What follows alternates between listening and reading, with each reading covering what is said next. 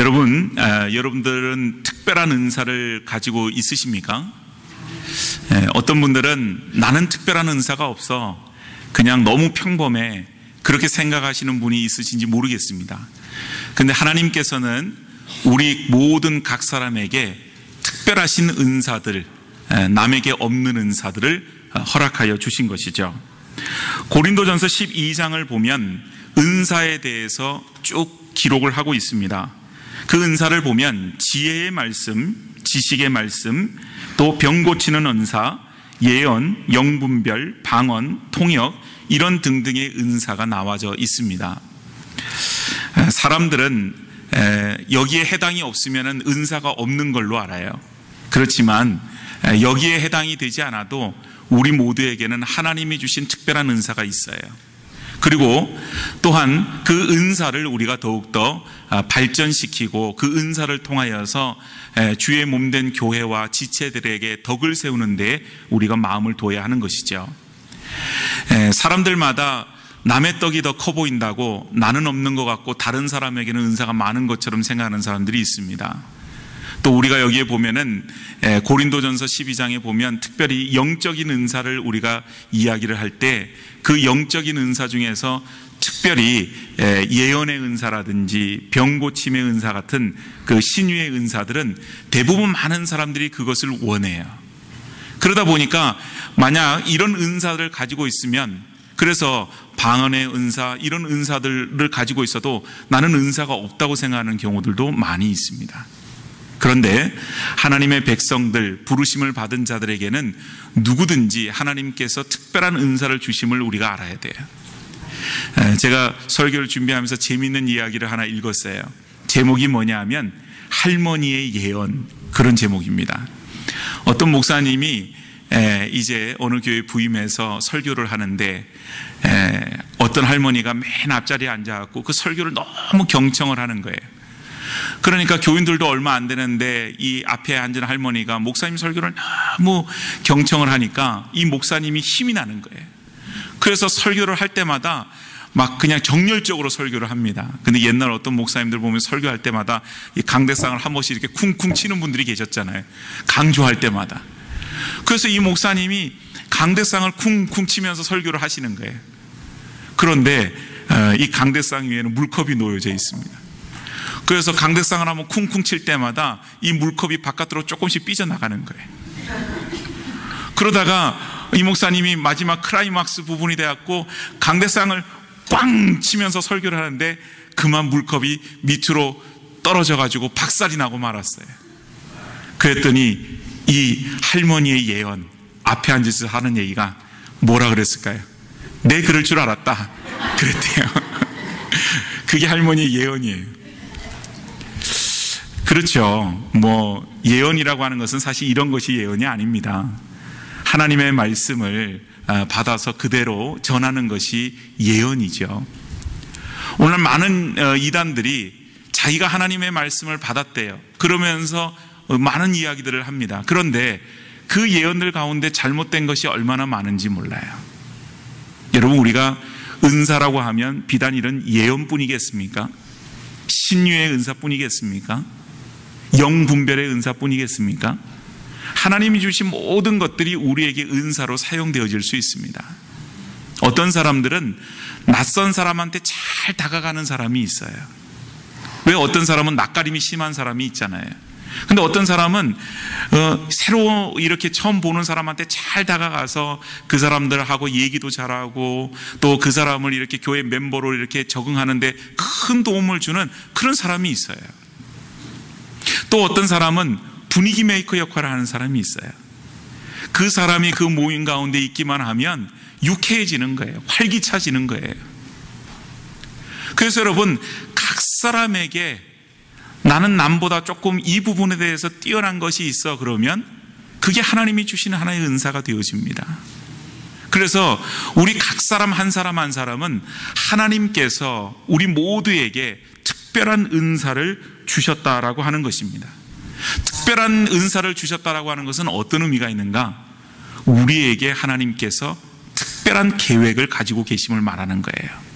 또한 하나님께서 우리 각 사람에게 다 다르게 특별하게 인도하신다라고 하는 것을 말하고 있는 것입니다. 사람이 다 다른 것처럼 하나님의 인도하심이 다 달라요. 하나님의 계획하심이 다 달라요.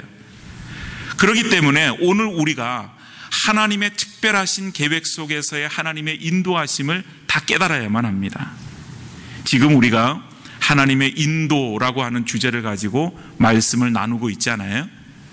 그런 가운데서 오늘 특별히 하나님의 특별하신 계획이라고 하는 그 속에서의 하나님의 인도하심을 생각해 보려고 하는 거죠. 오늘 여러분 우리가 로마서 12장을 읽었습니다. 로마서는 1장부터 11장까지 그 내용을 보면 복음이란 무엇인가, 복음의 내용에 대해서 설명을 하고 있어요.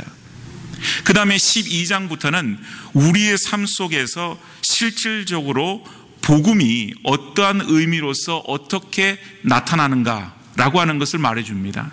그러니까 복음이라고 하는 것이 여러분 우리가 머릿속으로만 복음은 이런 거야 저런 거야 생각하는 것으로 우리가 복음을 잘 깨닫고 그 하나님의 말씀이 우리 가운데 녹아져 들어오는 게 아니잖아요. 말씀을 깨달은 대로 우리의 삶 속에서 그것이 말씀의 능력으로 나타나야 하는 것이죠. 바로 그것이 오늘 로마서 12장에서 이야기가 되고 있는 것이죠. 그래서 오늘 본문 말씀을 통하여서 우리를 향한 하나님의 특별한 계획, 그 속에서 하나님의 인도하심을 어떻게 우리가 분별하고 어떻게 우리가 그것을 알아낼 수 있을 것인가, 그것을 우리가 말씀 가운데 생각해 보고자 합니다. 가지신 설교 교환을 보면 첫 번째 내용입니다. 우리가 무엇을 새롭게 하여 변화를 받아야 되는가? 쉽죠. 마음을 새롭게 하여 변화를 받아야만 합니다. 오늘 본문 1절과 2절 말씀을 한번 다시 살펴보겠습니다. 1절에 보니까 그러므로 형제들아 내가 하나님의 모든 자비하심으로 너희를 권하노니 너희 몸을 하나님이 기뻐하시는 거룩한 산 제물로 드리라. 이는 너희가 드릴 영적 예배니라 그랬어요. 우리가 무엇보다도 하나님 앞에서 하나님의 뜻을 구분하는 데 있어서 첫 번째로 해야 되는 것이 바로 이것입니다. 바로 우리가 하나님 앞에 영적인 예배를 드려야 돼요. 그런데 영적인 예배는 어떤 예배가 영적인 예배라 그래요? 우리의 몸을 하나님이 기뻐하시는 거룩한 산 제물로 드리는 것이래요. 자, 산 제물로 드리라 그래요. 여러분 구약의 제사를 보면 어떻게 드립니까? 내 죄 때문에 또한 내가 하나님 앞에 번제로 하나님 앞에 예배를 드리고 제사를 드릴 때 어떻게 예배를 드려요? 짐승을 제물로 삼아서 소나 양이나 염소나 비둘기나 이런 것들을 제물로 삼아서 그것을 죽여서 그것의 피를 흘리고 그것을 태워서 하나님 앞에 제사로 드리게 되는 것입니다. 근데 오늘 이 1절 말씀을 보면 죽여서 드리는 제물이 아닌 거룩한 산 제물로 하나님 앞에 드리래요. 그러니까 이게 제사와 예배적인 측면에서 봤을 때는 모순되는 얘기입니다. 제사는 살아있는 제물로 드리는 것이 아니라 살아있는 제물을 죽여서 드리는 거예요. 그런데 오늘 산 제물로 하나님 앞에 드릴 때 그것이 영적인 예배가 된다고 하는 것입니다. 더군다나 우리의 몸을 하나님 앞에 산 제물로 드리라, 그렇게 이야기를 하고 있습니다. 뭘 말하는 것입니까? 바로 하나님 앞에 우리의 삶을 드리고 우리의 생활을 하나님 앞에 드리라, 그것입니다. 우리가 때로는 부족하지만 주님 앞에 나와서 이렇게 주일날 예배를 드릴 때는 이 예배 가운데 마음을 드리고 하나님 앞에 온전한 예배를 드리는 것 같아요. 그래서 하나님 받으시는 것 같아요. 그런데 이 문을 나서서 세상 가운데 나아갔을 때는 우리의 삶이 주일날 우리가 하나님 앞에 마음을 드리는 것에 100분의 1도 우리의 삶 속에서 능력으로 나타나지 못하는 경우가 많이 있는 것을 봅니다. 그래서 세상 속에서는 세상의 법대로 살아가요. 세상과 타협하고 세상의 뜻대로, 세상의 방법대로, 세상의 풍조를 쫓아 그렇게 살아갑니다. 이렇게 되어질 때 바로 그 삶을 통한 예배는 하나님이 기뻐 받으실 만한 예배가 못 되는 것입니다. 그래서 우리가 마음을 다하여서 주일날 신령과 진정으로 하나님을 예배하는 것처럼 우리의 삶 속에서 매일매일 드려지는 삶 속에서 하나님 앞에 온전한 드림이 되어지는 그와 같은 예배로 하나님 앞에 드릴 때 그것이 하나님이 기뻐 받으시는 영적인 예배 같은데요. 자, 그러면 그 영적인 예배를 2절에서 구체적으로 설명을 하고 있어요. 먼저 보니까 너희는 이 세대를 본받지 말고 그랬습니다. 이 세대를 본받지 않는 것, 세상의 풍조를 쫓지 않는 거죠. 바로 어떤 것입니까? 그러면 이 세대가 추구하는 바를 먼저 알아야 돼요. 이 세상이 추구하는 바가 뭘까요, 여러분? 이 세상 사람들이 가장 갖고 싶어 하는 게 뭘까요? 이 세상 사람들이 가장 갖고 싶은 것은 다름이 아닌 힘입니다. 파워예요. 그 파워를 얻기 위해서 물질을 원하고, 그 파워를 얻기 위해서 학식을 원하고, 그 파워를 얻기 위해서 기타 명예도 권세도 다 거기에서 원하는 것입니다. 자, 그러면 힘을 얻게 되면 어떤 일이 생겨요? 힘을 얻게 되면 사람들이 자기 하고 싶은 걸 다 할 수가 있어요. 또한 다른 사람들이 힘 있는 사람 앞에서 굽신거리고 그 사람을 떠받듭니다. 사람들이 살아갈 때에 그와 같은 것들이 좋아 보이는 거예요. 여러분, 묻겠습니다. 여러분은 남 앞에서 굽신거리면서 살아가는 걸 원하세요? 아니면은 그와 같은 것을 받는 것을 원하세요? 대부분 사람들은 다른 사람들이 떠받쳐 주기를 원하지, 내가 다른 사람들을 떠받들면서 사는 것 별로 원하지 않습니다. 그게 사람들 다 똑같은 마음이에요. 그런데 세상의 풍조는 바로 그와 같은 것이라고 하는 거죠. 그러다 보니까 사람들이 자기가 힘을 얻어요. 또 사람들이 권세를 얻고, 사람들이 학식을 얻고 명예를 얻어요. 그걸 가지고 뭘 합니까? 결국은 자기가 원하는 삶을 추구하는 것입니다. 내가 살고 싶은 대로, 내가 하고 싶은 대로 그러고 사는 거예요. 그런데 여러분, 힘을 가졌다고 해서 다 그렇게 삽니까? 예수님은 어떠셨어요? 예수님은 정반대의 삶을 사시지 않으셨습니까? 여러분, 예수님이 힘이 있으셨어요? 없으셨어요? 힘이 있으셨어요. 많은 추종자들이 있었습니다. 예수님은 세상 사람들이 못 고치는 병을 고치셨어요. 심지어는 죽은 사람도 살리셨어요. 그와 같은 권세와 능력을 가지신 이가 누가 있었을까? 예수님밖에 없었던 거죠. 그런데 예수님이 그걸 가지고 호의호식하고 그걸 가지고 큰 집에서 호화롭게 살기를 원하셨습니까? 아닙니다. 네. 참새도 자기 집이 있고 여우도 굴이 있지만 인자는 뭐가 없다 그랬어요? 머리 둘 곳이 없다 그랬어요. 평생을 살아가면서 예수님이 가지신 능력을 가지고 자기의 이익을 추구한 삶을 사신 적이 없으세요. 세상 사람들은 힘을 가지면 자기의 이익을 추구하고 자기가 원하는 것을 하고 싶어 하지만 예수님은 그러지 않으셨어요. 그러니까 예수님의 삶은 전혀 세상 사람들과 다른 이 세대를 본받지 않은 삶을 사셨다라고 하는 것입니다. 그러면 여러분, 두 번째는 무엇입니까? 오직 마음을 새롭게 함으로 변화를 받아야 된대요. 자, 세상 사람들을 본받지 않은 삶을 살면 그거로 끝나는 거예요? 아닙니다, 여러분. 더 나아가서는 하나님께서 우리에게 원하시는 삶을 살아가는 그런 모습으로 나아가야 되는 거죠. 그러면 하나님이 원하시는 삶과 세상 사람들이 원하는 삶은 같은 길이겠습니까? 다른 길이겠습니까? 그 길이 달라요. 세상 사람들은 힘과 권력을 통하여서 자기를 드러내는 삶을 살기를 원하고 자기 만족을 위한 삶을 살지만, 하나님 앞에 드림이 되어지는 삶, 하나님이 영광으로 받으시는 삶은 전혀 정반대의 삶이에요. 그래서 예수님이 살아가면서 우리에게 말씀하신 삶의 가치가 있습니다. 그게 바로 섬김과 나눔의 삶이에요. 인자에 온 것은 섬김을 받으려 함이 아니라 도리어 섬기려 하고 자기 목숨을 많은 사람들의 대속물로 주려 함이니라.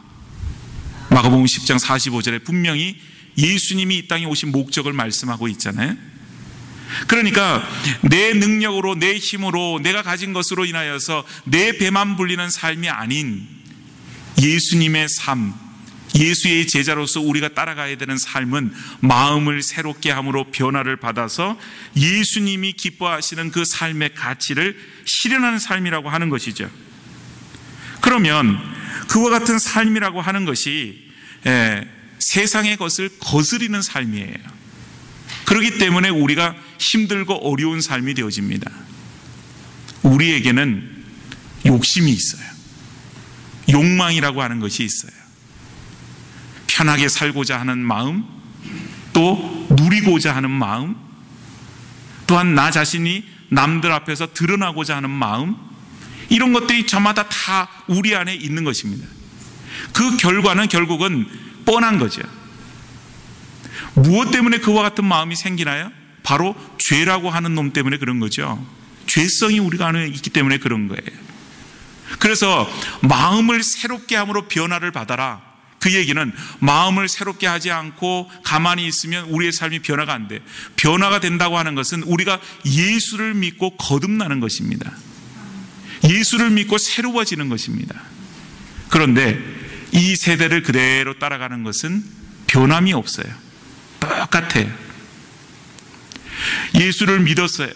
그 가운데 우리가 거듭납니다. 새로워집니다. 그러면 우리의 생각이 바뀌어지게 되고 우리의 가치관이 바뀌어지게 되고 우리의 행동이 변화가 있게 되어지는 겁니다. 바로 그 행동의 변화가 1절에서 얘기하는 하나님이 기뻐하시는 거룩한 산제물로 드리는 삶이 되어지는 것이에요. 오늘 여러분, 이 삶이 저절로 안 돼요. 가만히 있으면 우리가 그냥 이 삶으로 이렇게 가느냐, 하나님이 기뻐하시는 삶, 그게 되느냐? 안 됩니다. 아까 말했듯이 사람의 본성은 악하잖아요. 그러니까 내버려 두면 악으로 막 달려가는 거예요. 그러니까 우리가 이 본성을 거슬린다라고 하는 것은 무엇인가? 바로 우리가 날마다의 삶 속에서 하나님의 말씀 가운데에서 나 자신을 비추고 기도 가운데에서 나를 죽이지 않으면 이 삶은 어려운 것이죠. 그래서 여러분, 성도가 그래요. 나는 하나님의 뜻이 무엇인지만 알면 참 좋겠어. 왜냐하면 하나님의 뜻이 무엇인 줄 알면 그 뜻 앞에서 내가 순종하면서 하나님이 기뻐하시는 삶을 살아갈 수 있다, 이렇게 생각을 하는 거예요. 근데 여러분, 과연 그렇습니까? 그렇지 않죠.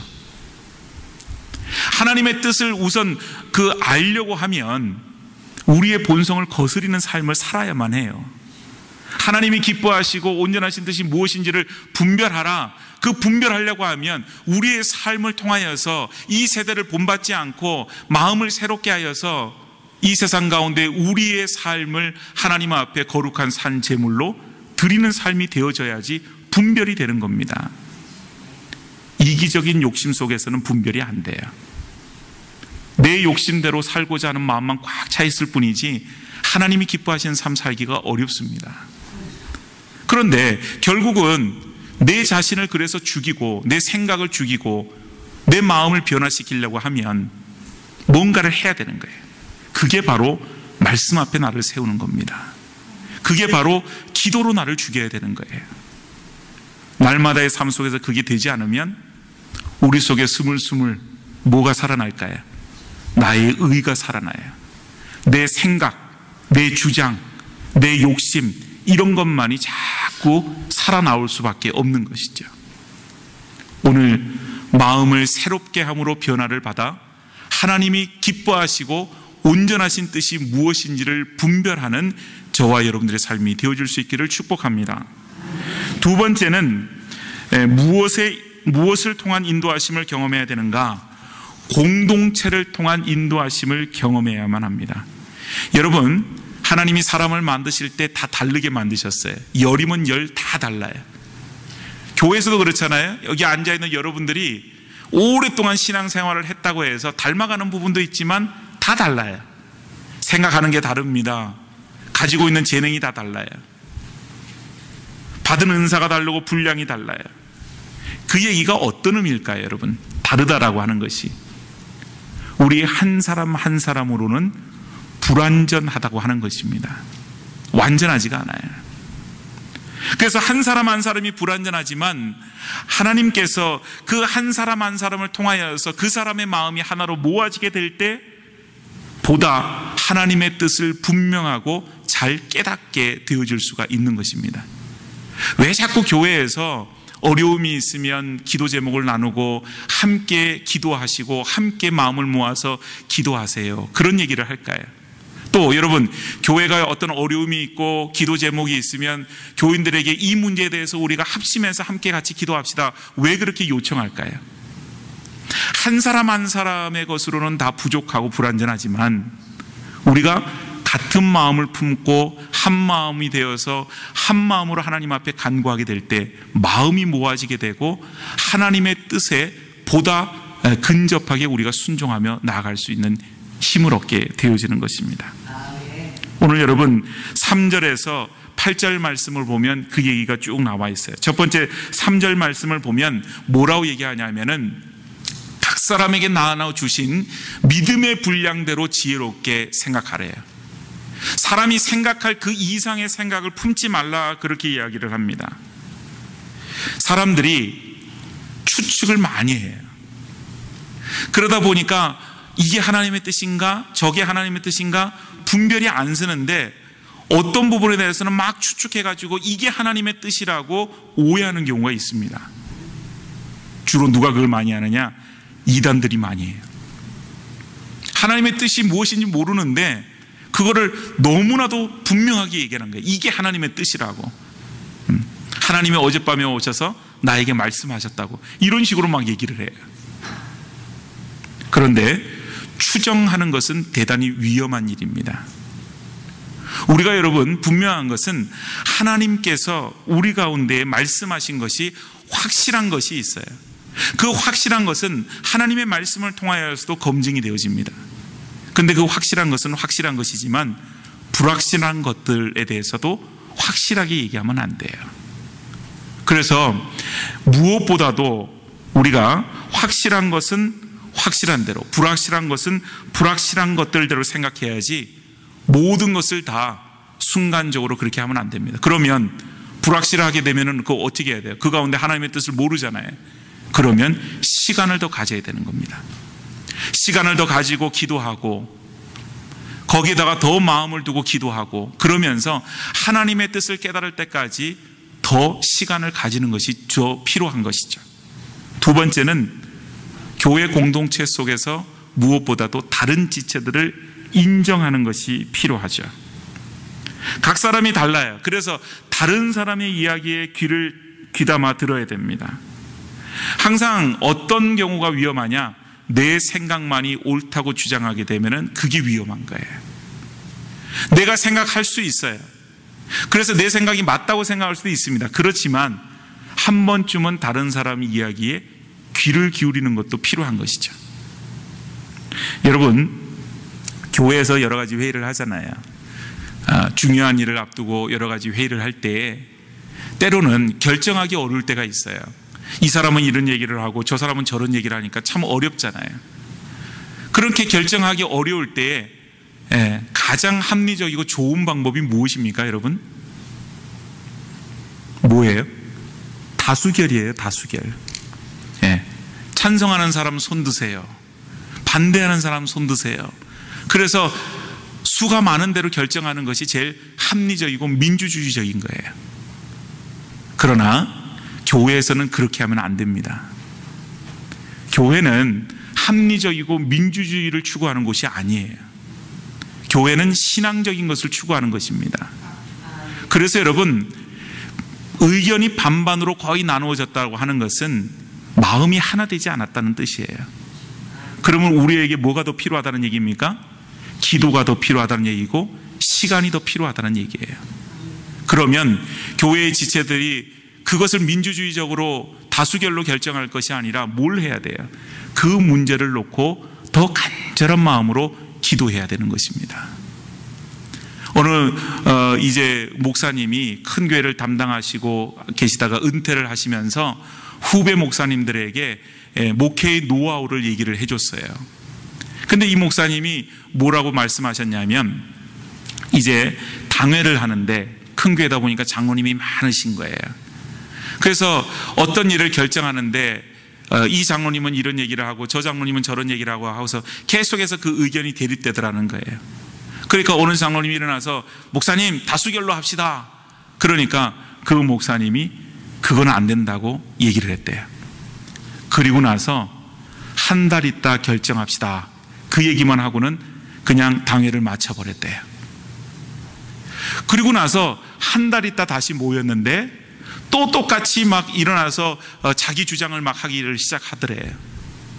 그러니까 자기 주장만 자꾸 얘기하니까 그 주장이 과격해지니까 뭐예요? 얼굴이 빨개지고 큰 소리가 나고 막 그렇게 되는 거예요. 목사님이 가만히 듣고 있다가 또 말씀하시는 거예요.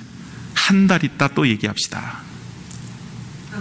그리고 나서 몇 달이 갔어요. 그리고 나니까 막 자기 주장을 앞세우던 그 모습에서 자기의 이 주장이 조금 사그라들고 상대방의 얘기에 귀를 기울이더니 그 다음부터는 마음이 한쪽으로 점점점 모아지더라는 거예요. 그 순간이 됐을 때 마음이 모아지는 그 방향대로 이렇게 합시다. 그렇게 결정을 하고 갔대요. 여러분, 의견대로 다수 결정을 해갖고 뭘 가면요, 일은 빨리 추진될 수 있어요. 그런데 분명히 반대하는 그런 쪽에서는 그 의견에 맞지 않은 사람들 입장에서는 마음에 상처를 받게 됩니다. 마음에 어려움이 생겨요. 그러면 교회가 이쪽 방향으로 다 가기로 결정이 됐지만 거기에 마음으로까지는 동참이 안 되는 거예요. 겉으로는 그냥 하는 척 하지만 그러면 그것이 쌓여지게 되면 마음이 어려워지게 되는 것입니다. 교회가 어려움을 당하게 되는 것이죠. 그래서 그 목사님 하는 얘기가 바로 어떤 일이 생기든지 마음이 하나로 모아지지 않으면 섣불리 추진하지 말고 마음이 모아질 때까지 기다리고 기도하도록 하라고 그렇게 얘기를 해요. 저는 그 말씀이 굉장히 마음에 와닿고 옳다고 생각을 했어요. 여러분, 우리가 뭐 한두 달 안에 뭘 안 한다고 해서 천지가 어떻게 되겠어요? 그런 것 없어요. 근데 자꾸 그것을 밀어붙이는 것도 어떻게 보면 인간적인 욕심일 수 있다는 거예요. 그래서 여러분, 이게 교회 전체 무슨 어떤 것을 결정할 때뿐만 아니라 여성교회든 남성교회든 어떤 모임이든 뭘 결정할 때도 똑같은 원리입니다. 뭘 할 때에는 마음이 모아지도록 힘써야 돼요. 거기에는 어떤 원리가 있느냐? 다른 사람을 인정하고 존중하는 원리가 있는 겁니다. 나는 내 생각이 맞다고 생각하지만 저 사람의 얘기도 일리가 있다라고 하는 거죠. 맞을 수도 있다라고 하는 거죠. 다른 말로 하면 내가 생각하고 주장하는 것이 어떨 수 있다는 거예요? 틀릴 수 있다는 거예요. 그래서 우리가 함께 모여서 기도하면서 하나님의 뜻을 구해야 되는 것은 아까 말했듯이 한 사람 한 사람은 불완전해요. 한 사람 한 사람은 완벽하지 않아요. 한 사람 한 사람의 그 기도는 너무 불완전하기 때문에 이 사람도 기도하면서 이게 하나님의 뜻이라 그러고 저 사람도 기도하면서 저게 하나님의 뜻이라 그러고 그럴 수 있지만 우리가 공동체 속에서 하나님의 인도하심을 경험해야 된다고 하는 것은 함께 모여서 한 마음으로 하나님의 교회를 통하여서 하나님이 말씀하시는 말을 한 마음으로 함께 들어야 된다고 하는 것입니다. 네.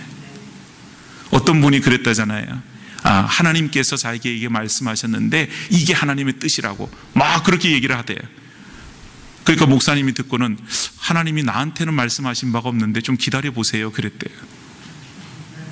그러니까 하나님의 뜻이라고 막 이렇게 함부로 얘기하는 것도 굉장히 위험한 얘기예요. 그것이 하나님께서 분명하게 우리 말씀하실 때는 우리의 공동체의 마음이 하나 되는 거죠. 또 그 가운데서 하나님께서 그 환경도 열어주시는 것이고 하나님께서 정말 하나님의 인도하심이 그 가운데에서 누구나 보편적으로 볼 수 있는 상황이 되어지는 겁니다. 그래서 여러분, 무엇보다도 우리가 세 번째는 다양한 것이 유익한 것임을 알아야 돼요. 사람은 다 같을 수 없다 그랬잖아요. 교회는 참 다양한 사람이 필요합니다. 어떤 사람은 손재주가 좋아요. 그래서 뭐 고장나면 잘 고치는 분이 있어요. 어떤 사람은 성격이 꼼꼼해가지고 재정적인 거 잘 이런 걸 잘 하는 사람이 있어요. 어떤 사람은 음악적인 재능이 있어서 그런 음악적인 재능으로 하나님 앞에 잘 섬길 수 있는 사람이 있어요. 어떤 사람은 또 하나님이 주신 물질을 가지고 하나님 교회를 잘 섬기는 사람이 있어요. 그뿐이겠어요, 여러분? 각 사람에게 하나님이 주신 다양한 것이 있어요. 그걸 가지고 섬겨 나갈 때에 그 교회가 건강하여지고 하나님 앞에 영광이 되어지는 겁니다. 그런데 너무 한쪽으로만 그 재능들이 쏠려 있다고 생각해 보세요. 그러면 서로 막 비교하게 됩니다. 네가 잘났니 내가 잘났니 그러고 막 비교해요. 내가 하는 것이 옳다 그러고 네가 하는 것이 옳다 그러고 막 그거로 인해서 분쟁이 생기죠. 제가 한국에 있을 때 어떤 교회를 들었는데 그 교회는 퇴역 장성들, 퇴역 장성이니까 여러분 얼마나 높은 사람들이었을까요? 군대에서 이 별들이잖아요. 그분들이 이제 퇴역한 다음에 은퇴한 다음에 그 교회에 그렇게 많이 오신 거예요. 그러다 보니까 이분들이요 군대에 있을 때 어떻게 하겠어요 여러분? 장군이 되니까 늘 지시하는 데 익숙해져 있는 거예요. 예? 이거 이렇게 해 저거 저렇게 해 명령만 내리면 부하들이 착착착착 하는 거예요. 그러다가 이게 은퇴를 했어요. 그리고 나서 교회를 왔으니 누가 누구에게 지시를 할 수 있겠어요? 그런데 그 교회에 이제 이 형광등이 하나 나간 거예요. 그런데 아무도 그거를 가려고 하지 않는데요. 그리고 나서는 그 형광등 나간 거에 대해서 지적만 한대요. 저 형광등이 나갔구만. 저거 빨리 갈아야 될 텐데 그 얘기만 하고 그냥 지나가더래요. 아무도 가는 사람이 없어요. 여러분 교회가 그렇게 되면 얼마나 희한한 그런 모습이 되겠어요. 다르다라고 하는 것은 틀린 것이 아닙니다. 다르다라고 하는 것은 참 그것이 합하여졌을 때 오히려 커다란 시너지를 만들어낼 수가 있는 것이죠. 오늘 여러분 우리가 공동체 속에서 포함이 되어져 있어요. 그 공동체를 통하여서 우리가 마음을 같이 하여서 하나님의 뜻을 분별해 나갈 수 있어야 합니다. 근데 어떤 경우는 어때요? 나 혼자 생각하고 나 혼자 기도하고 그러면 그거로 끝이에요? 아니에요. 나 혼자 오해하고 나 혼자 실족하고 그러다가 그냥 또 교회를 뛰쳐나가기도 하고 이런 일들이 있잖아요.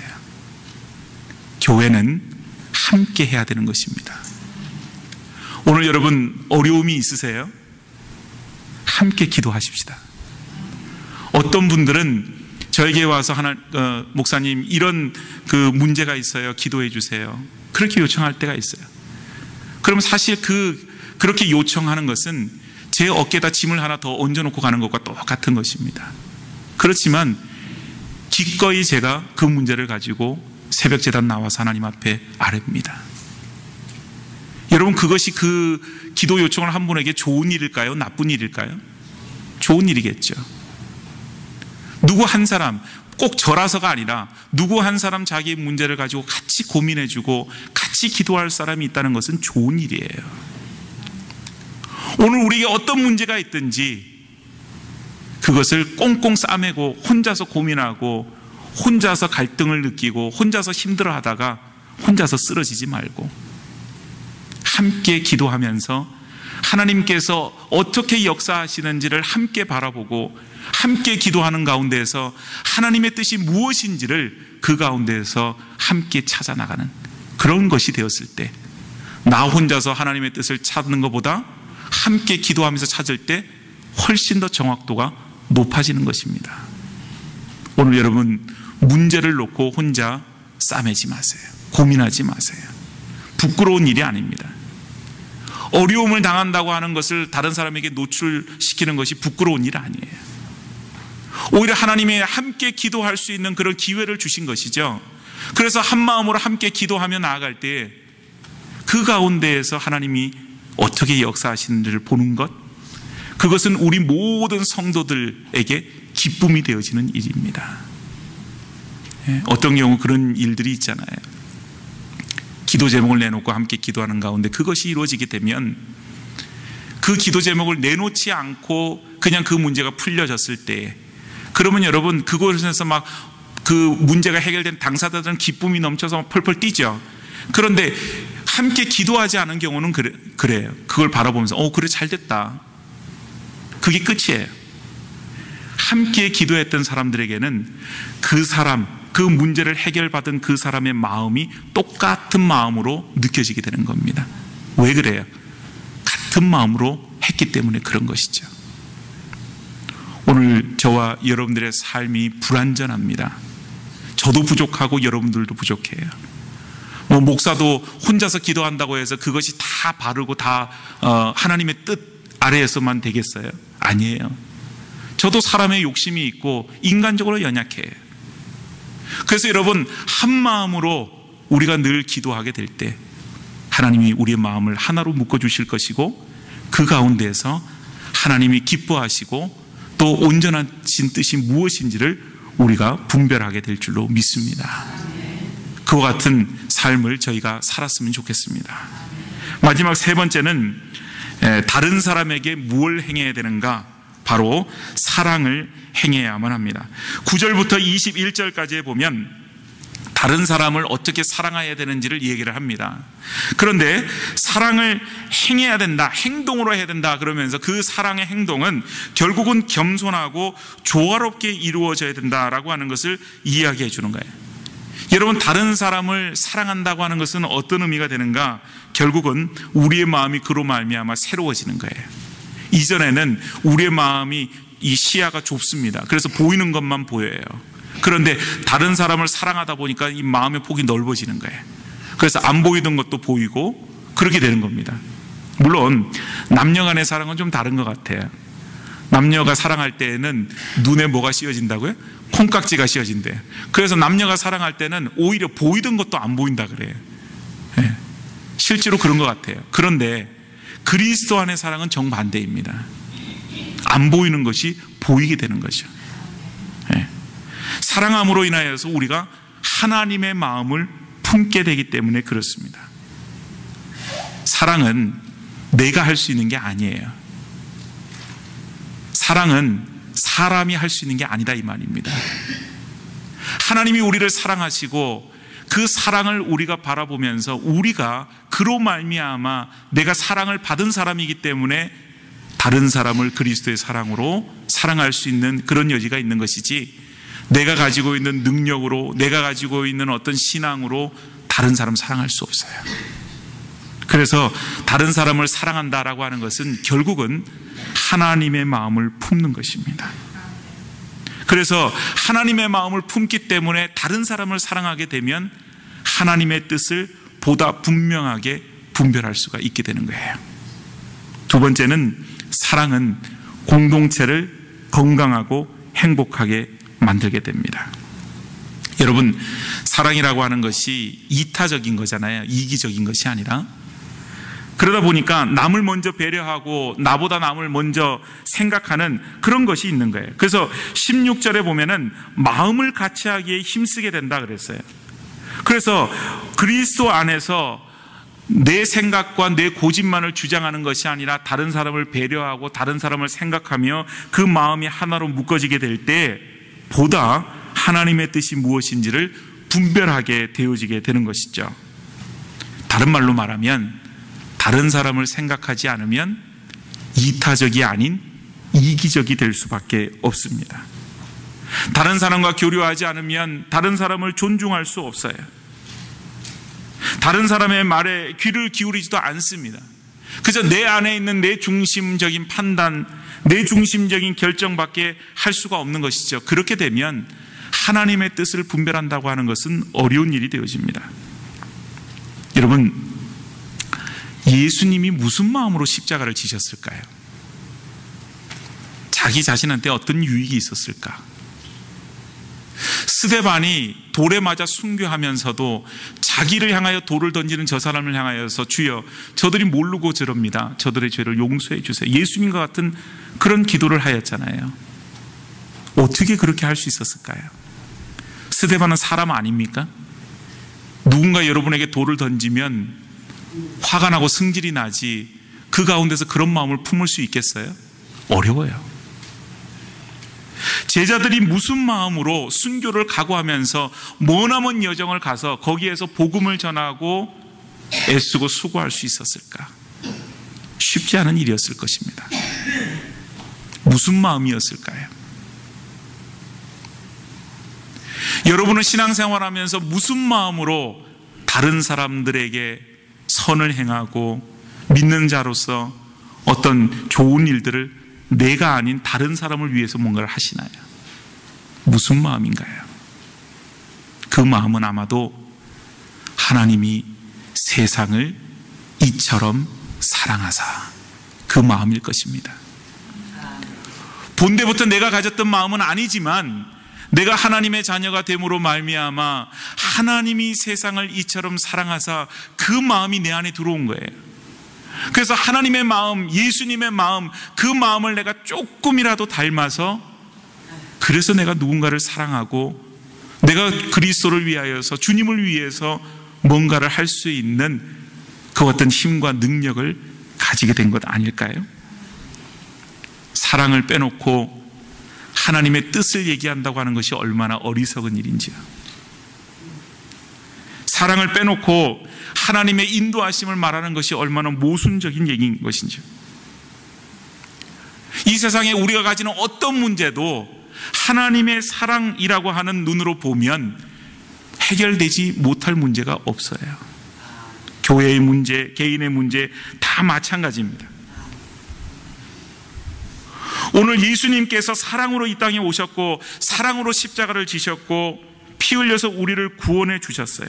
그렇기 때문에 사랑하는 것만이 어떻게 보면 하나님의 뜻을 온전하게 구별할 수 있는 그와 같은 일이 되어지게 됩니다.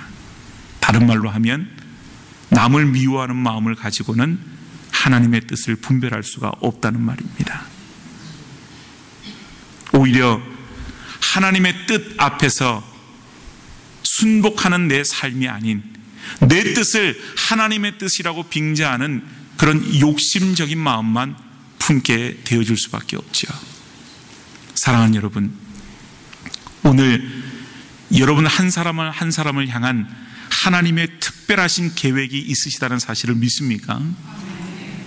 그 계획 속에서 여러분 한 사람을 한 사람을 향한 하나님의 인도하심이 있다는 것도 믿으십니까?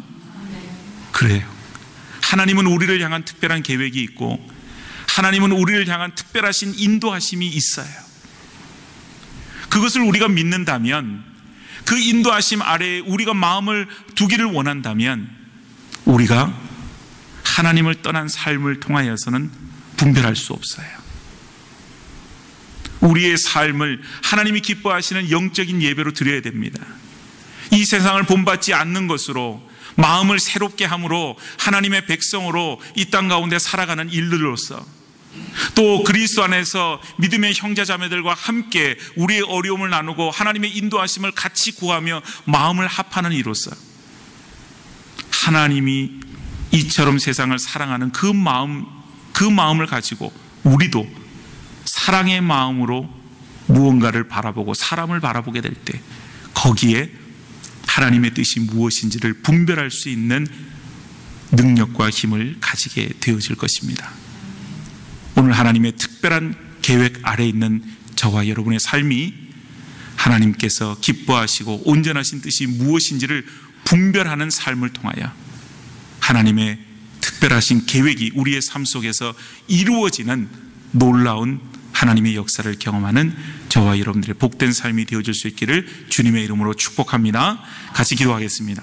하나님 아버지, 우리가 이 땅을 살아가면서 정말 하나님의 자녀로서 산다고 하는 것, 그것이 어떤 의미인지를 이 시간 다시 생각해 봅니다. 하나님, 이 세대를 본받지 말고 오직 마음을 새롭게 함으로 변화를 받아 하나님이 기뻐하시고 온전하신 뜻이 무엇인지를 분별하라 말씀하셨는데, 우리가 하나님의 뜻을 쫓기를 원하고 하나님의 인도하심을 받기를 원하지만 그저 감나무 밑에서 감이 저절로 떨어지는 것을 기다리는 것 같은 그와 같은 어리석은 심정으로 하나님의 뜻을 바라보고 있지는 않았습니까? 하나님 아버지, 우리의 삶 속에서 온전히 하나님의 뜻을 분별할 수 있도록 우리의 삶의 가운데에서 세상의 풍조를 본받지 아니하고 오직 우리의 삶을 하나님이 기뻐하시는 거룩한 산 제물로 드리는 삶, 영적인 예배의 삶, 또한 우리 가운데 주신 공동체를 통하여서 함께 하나님의 뜻을 발견해 나가는 삶, 다른 사람을 사랑함으로 인하여서 그것 가운데에서 하나님께서 우리 가운데 말씀하시는 하나님의 온전하신 뜻을 분별하는 삶, 그와 같은 삶을 살아갈 수 있도록 하나님 우리를 붙잡아 주시옵소서. 함께하여 주시기를 원하오며 예수님의 이름으로 기도드리옵나이다. 아멘.